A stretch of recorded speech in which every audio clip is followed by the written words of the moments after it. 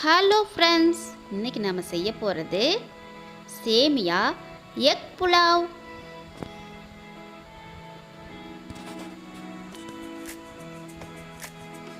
Welcome back to our channel without boring சமையல். 2 packet வறுத்த சேமியா எடுத்து வச்சுருக்கேன், 400 கிராம். இப்போது அடுப்பில் ஒரு பேன் வச்சு அதில் 1 ஸ்பூன் ஆயில் சேர்த்து, ஆயில் நல்லா சூடான பின்னால் 2 முட்டையை உடைச்சு ஊற்றிக்கலாம்.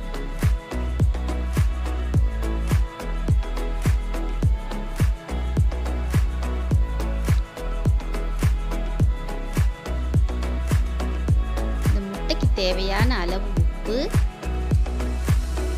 1/2 ஸ்பூன் மிளகுத்தூள், 1/4 ஸ்பூன் மஞ்சள் தூள் சேர்த்து நல்லா ஸ்க்ரம்பிள் பண்ணி விட்டுக்கலாம்.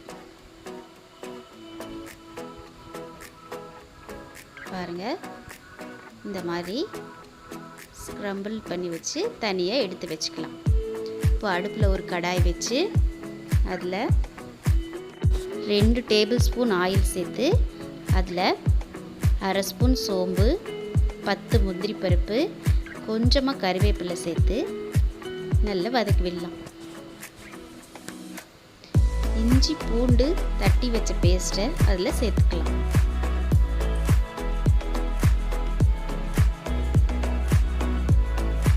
ஒரு பச்சை மிளகா கட் பண்ணி வச்சுருக்கேன் நீல வாக்கில், அதையும் சேர்த்துட்டு கொத்தமல்லி தழை, புதினா தழை சேர்த்து நல்லா வதக்கி விடலாம்.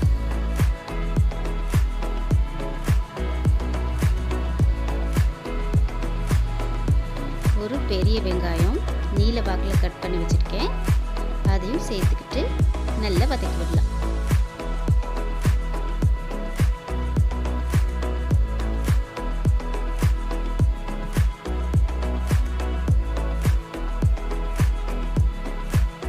இப்போது வெங்காயம் நல்லா வதங்கிடுச்சு. ஒரு தக்காளி, தேவையான அளவு உப்பு சேர்த்து நல்லா வதக்கி விடலாம்.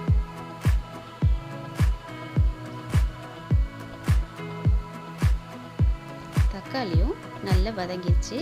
இதில் 1/2 ஸ்பூன் மஞ்சள் தூள், 1 ஸ்பூன் மல்லித்தூள், 1/2 ஸ்பூன் மிளகாய்த்தூள்,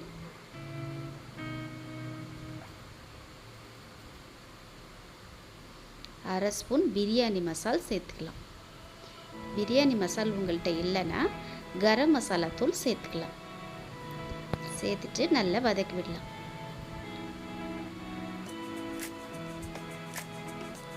நானூறு கிராம் சேமியாவுக்கு 1/2 லிட்டர் தண்ணி சேர்த்துக்கலாம்.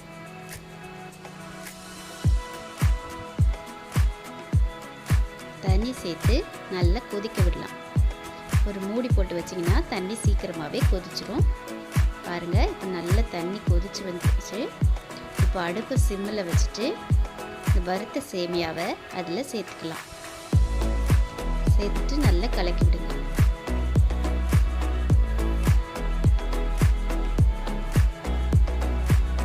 இந்த தண்ணியெல்லாம் வத்துற அளவுக்கு சேமியா நல்லா வேக விடுங்க. சேமியா வெந்து வரையில் இந்த தண்ணியெல்லாம் நல்லா உறிஞ்சி இருக்கும்.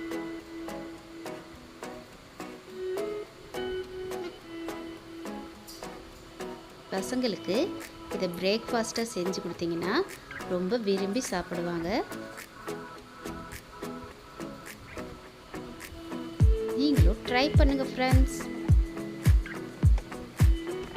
பாருங்கள், இப்போது தண்ணியெல்லாம் வத்திருச்சு. நல்ல சேமியா வெந்து வந்துருச்சு. இந்த ஸ்டேஜில் நம்ம ஏற்கனவே ரெடி பண்ணி வச்சுருக்கிற முட்டையை அதில் சேர்த்துக்கலாம். சேர்த்துட்டு லைட்டாக வதக்கி விடலாம்.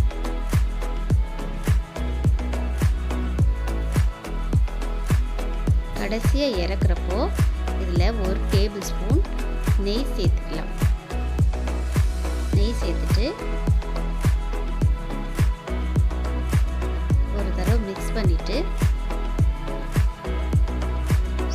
சூடாக பரிமாறினீங்கன்னா சுவையாக சாப்பிட்றதுக்கு நம்மளோட எக் சேமியா புலாவ் ரெடி. இந்த டிஷ்ஷை நீங்களும் ரசித்து சமைங்க, ருசித்து சாப்பிடுங்க.